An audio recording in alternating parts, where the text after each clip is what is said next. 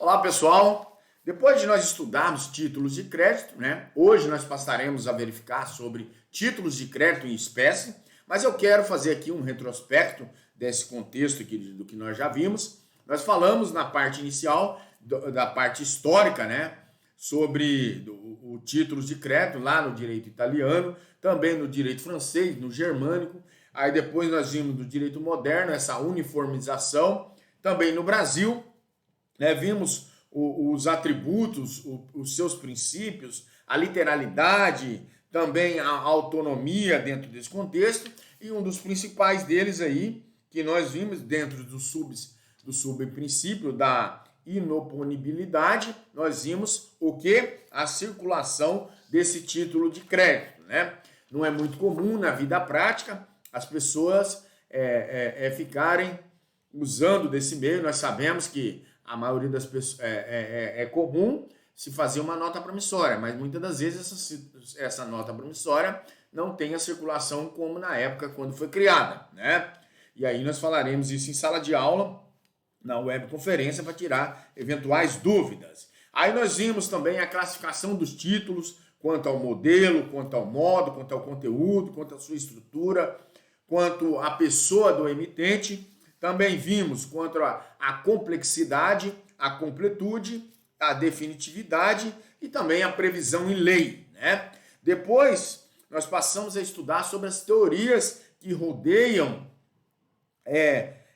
sobre o momento da obrigatoriedade do título de crédito, né? Vimos todas as teorias aí e passamos a falar sobre os atos cambiários, a emissão, o aceite, a transmissão, né? Isso é importantíssimo. Eu até disse e postei no grupo de vocês que é um conteúdo que vai fazer parte da sua vida aqui fora. Quando alguém falar de uma nota promissória, de uma cédula, uma cártula, de um cheque, você vai saber pelo menos preencher. Se nós tivéssemos em sala de aula, eu levaria um modelo, uma xerox, para que vocês pudessem preencher uma cártula de cheque. Muitos ainda, na vida prática, não sabem preencher uma cártula de cheque, tem dificuldade, né? Eu vejo por aí no meio econômico, né? No meio comercial, tá? Hoje, falando de títulos de crédito em espécie, nós vamos dizer que o objetivo desse títulos de crédito em espécie é traçar as principais noções desse direito cambiário, né? E trataremos especialmente aqui hoje de 4 títulos de crédito. Os mais comuns no mercado aí, comercial, né? No direito pátrio, que é a letra de câmbio, as suas variações dentro do sistema financeiro brasileiro, a nota promissória, o cheque e a duplicata, tá certo? Né? Muitas das vezes nós vemos por aí as pessoas falando assim, não, ele assinou uma letra, né? E é letra de câmbio mesmo, essa letra que chega a ser essa duplicata. Muitas das vezes a nomenclatura está errada, porque a pessoa está assinando uma nota promissória, mas tudo bem, essa informalidade leva a entender, nós que somos doutos nessa parte, acabamos entendendo o que a pessoa está querendo dizer ali, né, nesse contexto. Vamos, o primeiro deles, letra de câmbio, né? Segundo Fran Martins, a letra de câmbio, ela é uma ordem dada por uma pessoa designada sacadora, e até então, que nós já vimos, por escrito a outra pessoa denominada quem? Se eu recebo a nota, eu sou esse sacado, para que pague a um benefício indicado, a sua ordem deixe determinado uma importância de quanto? Em dinheiro, né? Nesse contexto. A letra de câmbio, senhores, ela exige a presença aí de 3 elementos pessoais subjetivos. Qual que é? O sacador, que dá a ordem de pagamento, a pessoa que passa a ser o devedor, o sacado, a quem dá a ordem, essa ordem dirigida, que é o recebedor dessa nota promissória, né? A qual ele, muitas das vezes, essa nota promissória, essa letra de câmbio é passada como recebimento ou pagamento de alguma coisa, ou uma promessa de pagamento futura. E esse tomador ou beneficiário, em favor de quem o pagamento deve ser feito aí, tá bem? Eis uma situação aqui hipotética para que os senhores entendam. João é devedor da quantia de R$3.000 a Pedro. João, por sua vez, é credor dessa quantia de R$3.000 de José, que passa a ser esse credor. A emissão da letra de câmbio, ela é denominada saque, tá? Por meio do saque, o sacador, esse devedor, expede uma ordem de pagamento ao sacado que fica obrigado, né? E aí, se ocorrer o aceite da sua parte, nós já vimos também o que é aceite, não adianta aqui ficar querendo chover mais no molhado, nós já vimos na aula anterior. Vocês têm que ter assistido a aula lá para saber o que é isso. E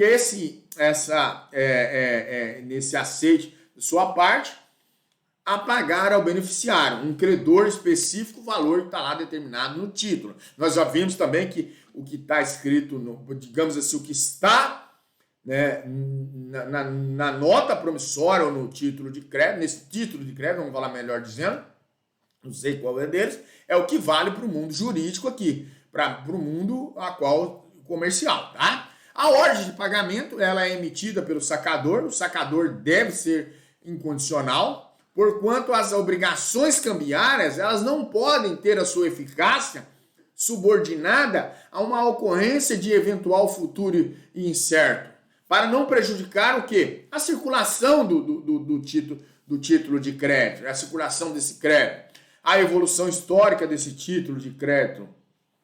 Confunde com a evolução dos próprios títulos, por quê? Nesse contexto, né? Dos próprios títulos de crédito, foi o primeiro título a ser criado aqui até então, essa letra de câmbio, né? Surgiu na Idade Média em razão da distância entre as cidades aí e as feiras que nós já vimos também, tá? Essa distância trazia risco de assalto dos mercadores que viajavam quilômetros, portando aí valores em dinheiro para comprar as mercadorias.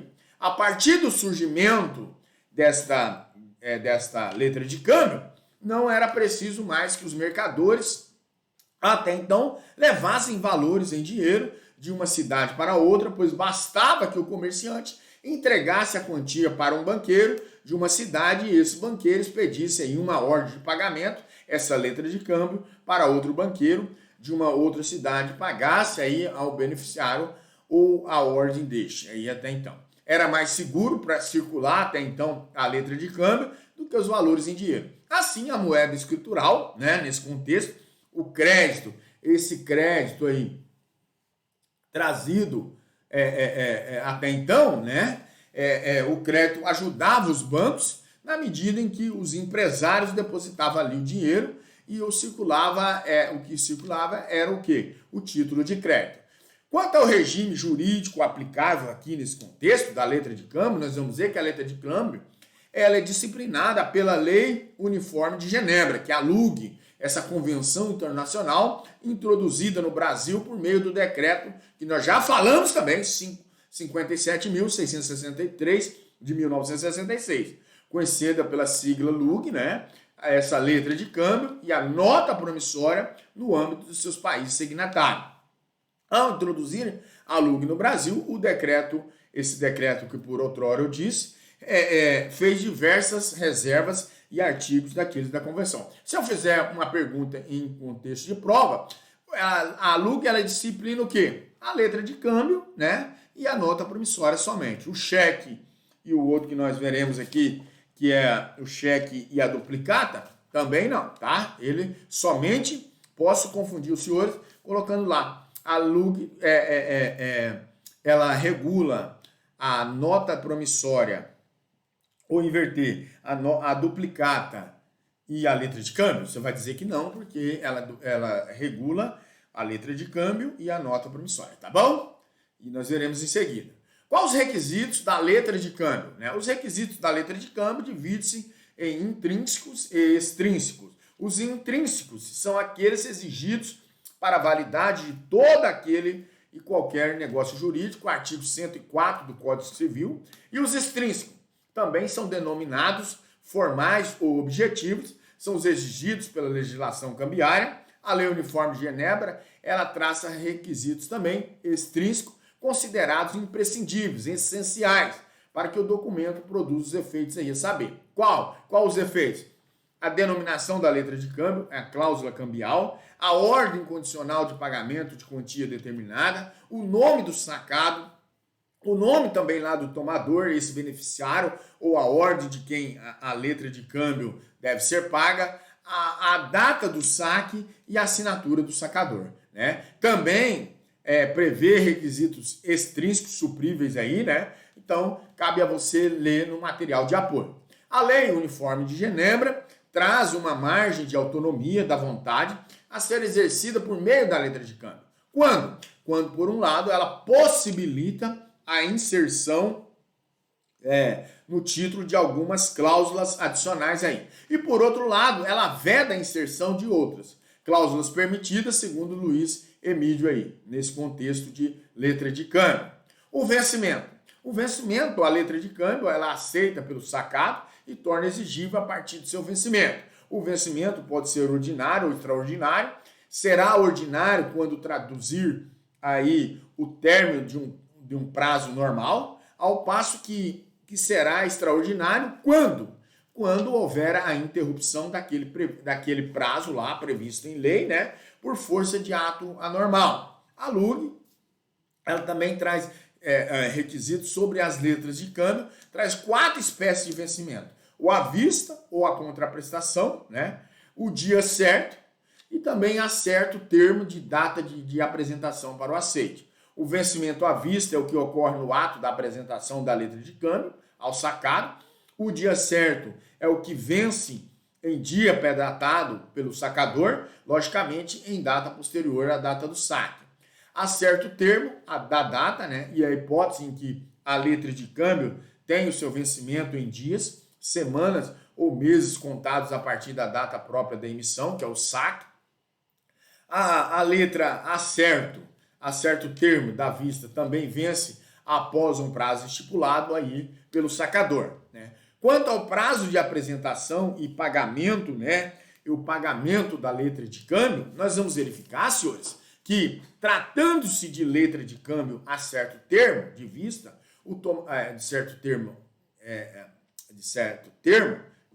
né, o tomador deve apresentá-lo automaticamente para aceite no prazo estabelecido no título. Ou seja, caso não haja prazo estabelecido, dentro de um ano, contado aí da data de emissão. Artigo 23 de onde eu estou tirando isso? Da Lei Uniforme de Genebra. Basta você colocar no Google e baixar essa lei, porque ela é importantíssima para que você esteja afiado dentro dela, tá? Quanto à letra de câmbio, à vista, esse tomador, ele deve levá-la ali, né, deverá levá-la para o aceite do sacado, podendo portar por apresentá-la diretamente aí para o pagamento, o que deve ser feito em um ano, né, a partir da data de emissão do título. Outro detalhe muito importante, que a letra deve ser apresentada para o pagamento lá quando? No dia do seu vencimento. E a partir daí, salvo se cair em dia útil, caso em que deverá apresentá-la no dia útil seguinte aí.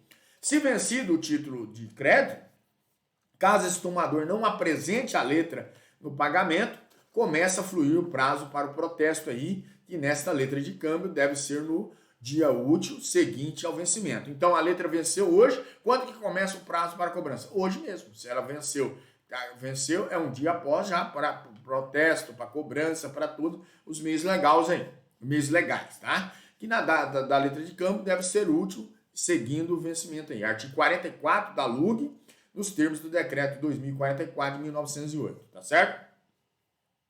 Quanto à prescrição, o não pagamento da letra do vencimento legitimará a execução forçada do crédito mencionado no título, devendo aí o credor exequente observar os limites temporais para execução direta nos termos do artigo 70 da Lei Uniforme de Genebra.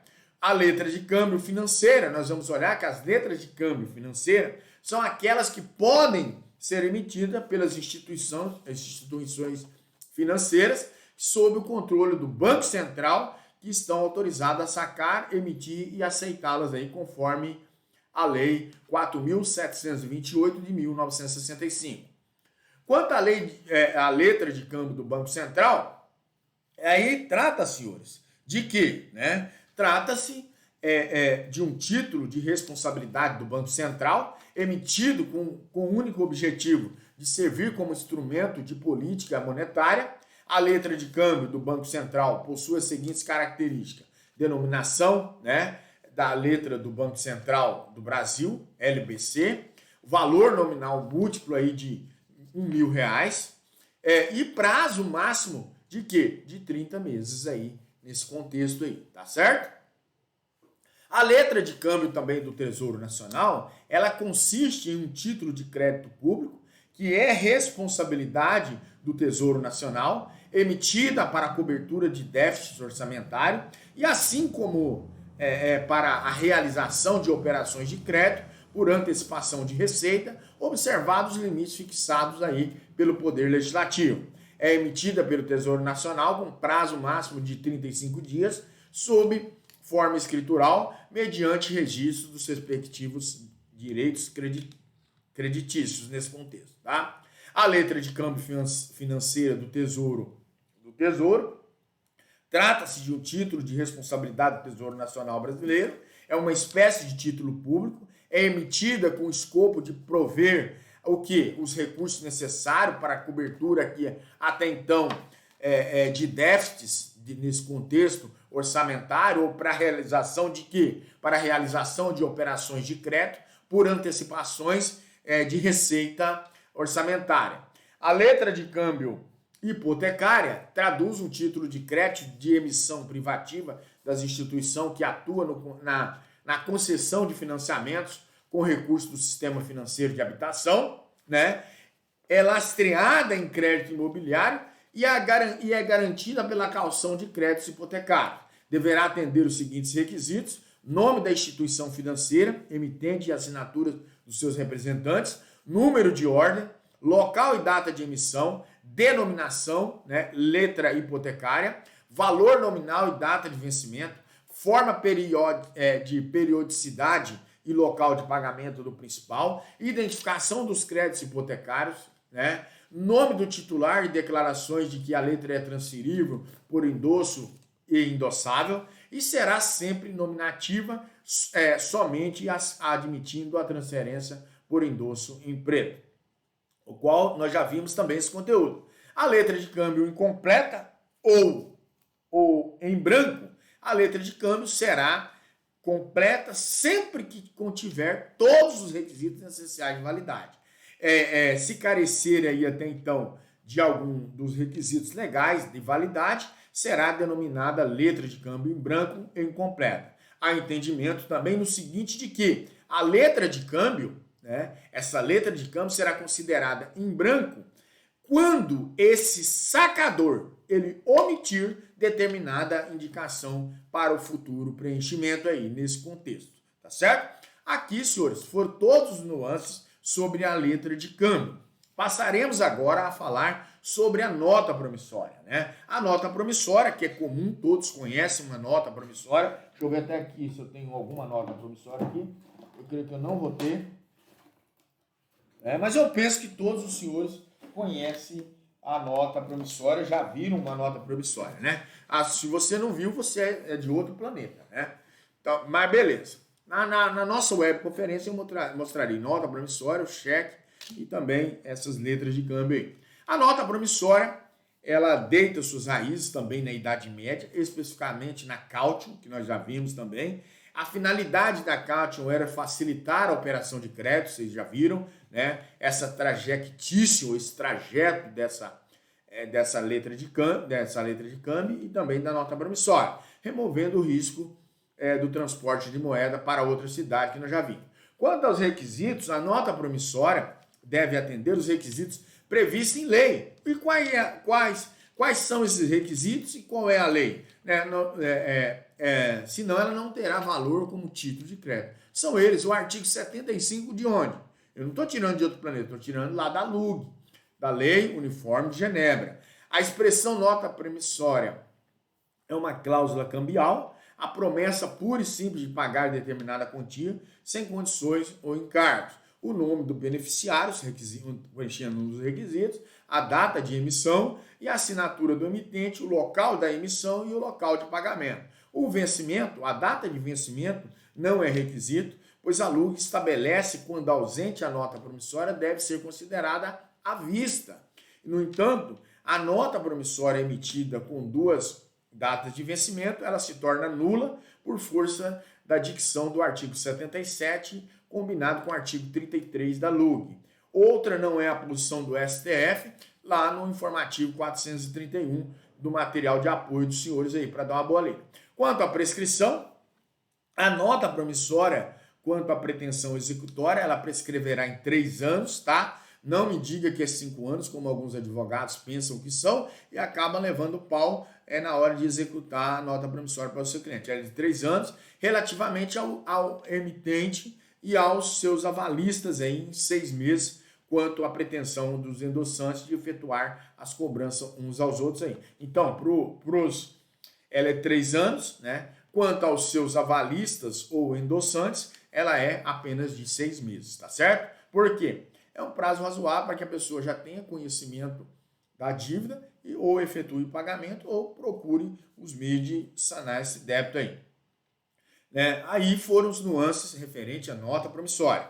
Passaremos agora a falar do cheque. O cheque, eu creio que todos também conhecem, né? Uma cártula de cheque, aquela folha do cheque, ela o nome correto jurídico é cártula, né? O cheque é disciplinado pela Lei 7.357 de 1985, corresponde a uma ordem de pagamento à vista, tá? Aqui é uma grande vertente, é um hábito nosso, e nós falaremos aqui no decorrer da nossa aula, de dar cheques a prazo, predatados, né? Ou com data posterior. Então, essa situação, ela é simplesmente para o nosso meio, nossa cultura agregou essa situação.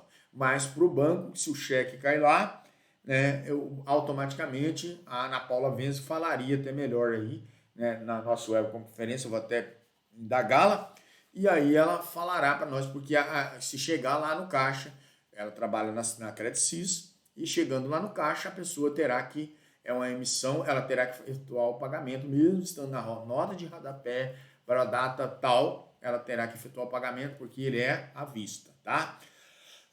É uma emissão contra um banco ou instituição assemelhada, em razão de fundos que a pessoa, o sacador emitente, tem naquela instituição financeira. Tá? Outro detalhe aqui, que não está no material de apoio de vocês, em caso da não suficiência de saldo, ser insuficiente, a pessoa, né, dependendo da situação, se é área criminal, ele poderá responder por estelionato. Se eu dou um cheque sabendo que eu não tenho provisões de fundo, né, que tenho dinheiro na conta, automaticamente eu estou aplicando um estelionato na pessoa. Por exemplo, eu compro um carro por 55 mil reais, 50 mil reais.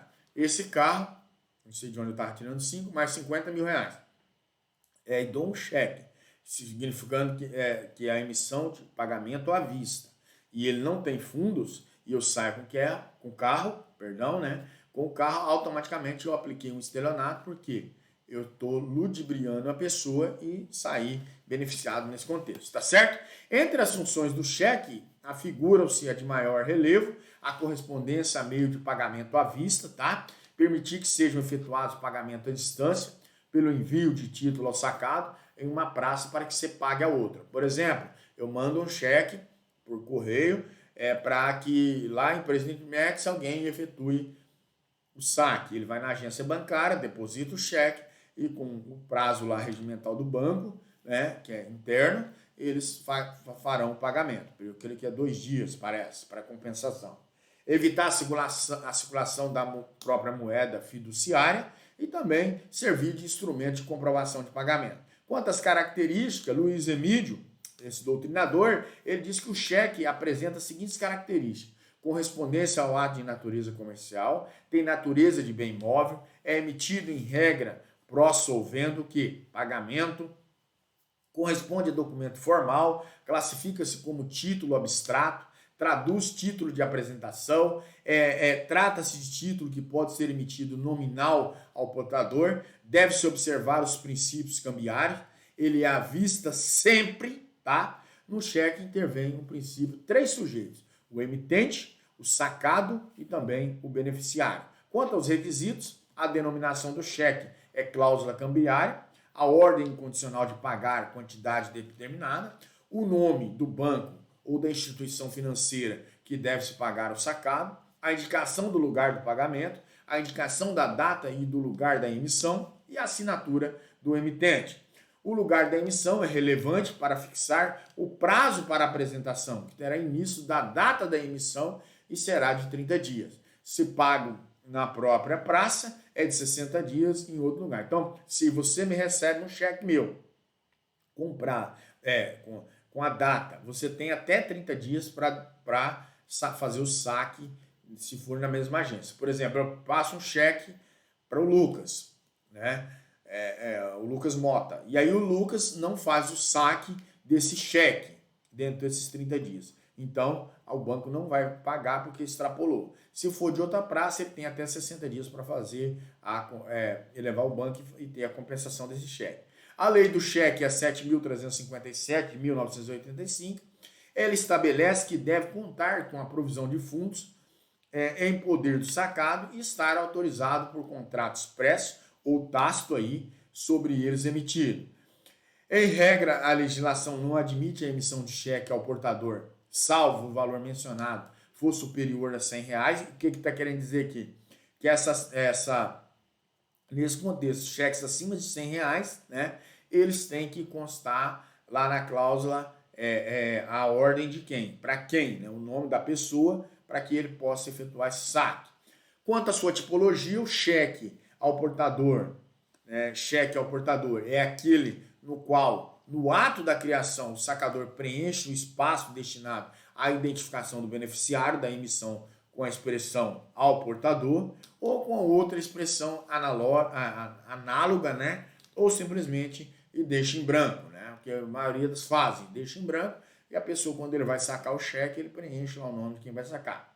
Cheque à ordem, esse cheque, a emissão a título também pode ser expressa ao beneficiário com a cláusula à ordem. Não é necessário que esteja expressa essa cláusula à ordem na cártula, tá? Na medida em que, se não houver disposição em sentido contrário, o beneficiário do título ele vai transferi-lo, né, por meio de endosso a terceiro ante atributos da negociabilidade a ser cláusula natural do título de crédito. Cheque por conta de terceiro, nós vamos ver que a normativa regente lá no artigo 9º, inciso 2 da lei do cheque, admite que o sacador emita essa ordem de pagamento por conta de terceiro também, ou seja, determinado que o pagamento seja utilizando-se os fundos disponíveis na conta de um terceiro. Em outras palavras, essa modalidade de cheque, ela pressupõe um acordo prévio entre emitente e instituição financeira, pois essa emissão, né, em casos de ausência aí, até então, se ajuste para que haja um ajuste prévio nesse contexto aí, tá? Pode implicar na responsabilidade civil e até mesmo em responsabilidade criminal nesse contexto, tá bom? Aqui, né? Quanto ao cheque visado. Nessa modalidade, o banco sacado, a pedido do emitente ou desse beneficiário, é nomeado essa carta, ele lança a assinatura no verso do título de declaração, certificando aí a existência de fundos suficientes no valor do título, os quais ficarão reservados para a liquidação do cheque, pelo prazo aí de apresentação, conforme o artigo 7º da Lei 7.357. O cheque cruzado, é importante também dizer isso, o cheque cruzado é aquele no qual são apostos duas linhas paralelas em si, né, no anverso. O cheque é pago somente por meio de compensação, o cheque tem que ser depositado, porque o sacador não pode simplesmente aí apresentá-lo ao caixa do banco e exigir a entrega do papel moeda em valor correspondente à quantia do sacado. Cheque para ser creditado em conta, a lei do cheque também permite a emissão do cheque para ser creditado em conta, tá? Cheque administrativo, nessa modalidade o emitente do cheque é o próprio banco sacado. Cheque especial, trata-se de um cheque vinculado a um contrato de abertura de crédito em conta corrente, pelo qual o banco ele se obriga a colocar à disposição do emitente do cheque certa importância lá pecuniária. Por exemplo, Ele tem um valor em sua conta. Cheque postal, essa modalidade de cheque é muito difundida na Europa, surgiu em 1884 com a promulgação da lei austríaca sobre o serviço de conta corrente de pagamento a cargo de quê? Da organização postal, tá certo? Cheque fiscal, né? É um cheque, essa modalidade são emitidos pela administração pública para dissolver imposto de renda de pessoa física recolhido a maior aí na retenção da fonte também, né? Outra modalidade de cheque aqui que nós podemos ver, né, nesse contexto é devolução de cheque sem pagamento. Por exemplo, o cheque é uma ordem de pagamento à vista, como já vimos, dirigido ao sacado para que este efetue o pagamento do valor aí indicado no título. É importante destacar que a morte ou a incapacidade superveniente do emitente do cheque não impede o sacado de efetuar o pagamento da carta. Motivos, eis a tabela elencada, os motivos de evolução construída nesse contexto aqui do cheque, tá? Impedimentos de pagamento do cheque. Há 3 formas de impedir o pagamento do cheque. Qual que é? A revogação, a sustação, tá? Não me diga que vai assustar um cheque, tá? Você não é monstro para estar assustando ninguém. Então, não me diga a palavra nunca mais na sua vida, como acadêmico do curso. Você não aprendeu porra nenhuma nesse semestre. Pelo menos essa palavra. Assista essa aula e diga, nunca mais vou dizer assustar o cheque, tá? É comum as pessoas que são indoutas dizerem isso. Agora, você que é acadêmico, a partir de hoje, na sua vida, não diga mais que vai assustar um cheque. Você não é monstro, porra, né? E aí, você vai dizer sustação. Eu vou fazer a sustação do cheque. Seria o mesmo que sustentação. Parecido com sustentação. Então, você vai sustar o cheque, tá bom? Sustar. E o cancelamento. Então, são essas 3 formas de impedir o pagamento do cheque. Tá no material de apoio, faça uma boa lida, né? Estudo desse conteúdo para que você saiba fazer as diferenciações, tá bom? É o recebimento do cheque. Esse aqui eu não preciso nem falar, que é a satisfação da obrigação constante aí do cheque e deverá ocorrer por meio de pagamento pelo banco aí, tá bom? Quanto à duplicata, né? Esses foram os nuances do cheque. Também cabe falar aqui sobre uma ação monetária, a monitória e jurisprudência. A ação monetária, em caso de cheque que tenha perdido a força executiva. A força executiva é depois de 6 meses, né? Para que ele entre com uma ação monitória e o juiz automaticamente vai dar força novamente para esse cheque para que você possa estar executando. E o STF sintetizou tal entendimento por meio de súmula, a súmula 531, em ação monitória, né, fundada em cheque que prescrito ajuizada contra o emitente e dispensava a mensação ao negócio jurídico subjacente. O que o juiz está dizendo aqui? Que não precisa explicação, basta a cártula para que você faça, tá? E aí, pessoal, esses foram os nuances sobre o cheque, tá no material de apoio, dei uma boa lida para que você se embase aí, tá bom? Nunca mais diga assustar o cheque. Meu pai vai assustar o cheque. Assustar? Bulhufas. Seu pai vai assustar o cheque, tá? Você não aprendeu nada, aprenda isso. Para melhor compreensão da duplicata, é preciso concebê-la como título de crédito idêntico à letra de câmbio, pois é uma escritura, né? A estrutura de personagens, declarações, são as mesmas de ambos os títulos. Na duplicata, a obrigação que consta no título é o reflexo daquela que nós estamos vendo, né? E aí, nesse contexto, nós vamos ver que as características dessa duplicata, quais são? Antes ao surgimento da duplicata, o comerciante tirava a cópia da fatura para que o comprador assinasse, informando ali quando iria pagar.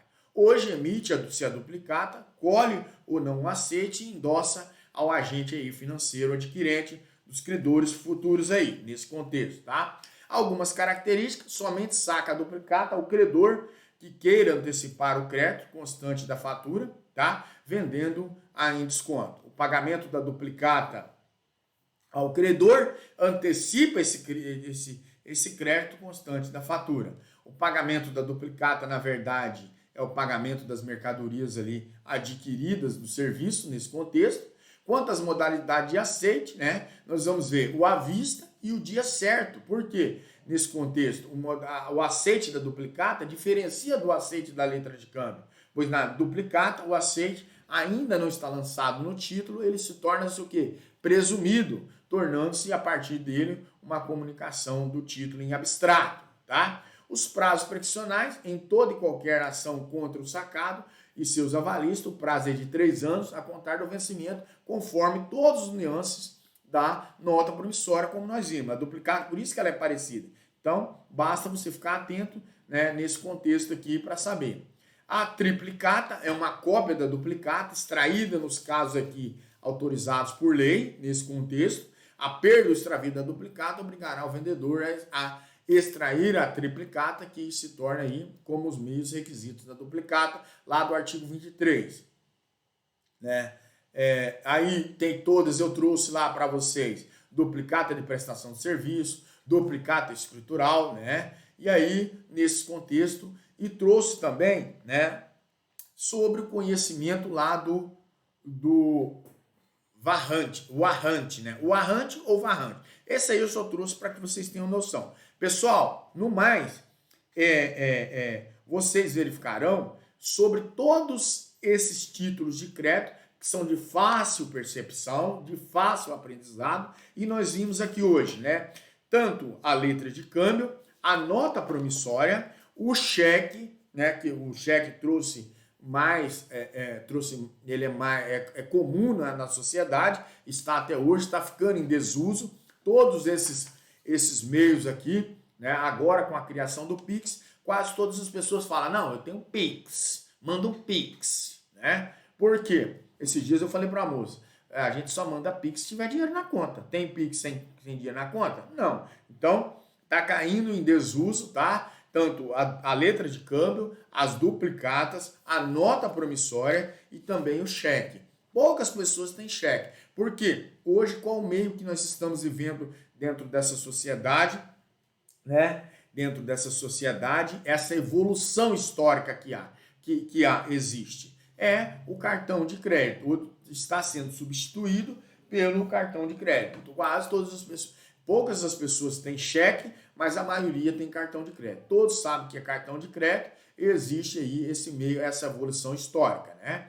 Mas era necessário porque vocês permearão por meios comerciais, né? Tanto os administradores de empresa, bem como os contabilistas. Eles passarão por esses meios. E era necessário que nós tivéssemos uma visão ampla, né? Uma visão periódica de todo esse contexto, uma visão perimetral toda essa situação, para que vocês aprendessem e aprendam esse conteúdo, tá?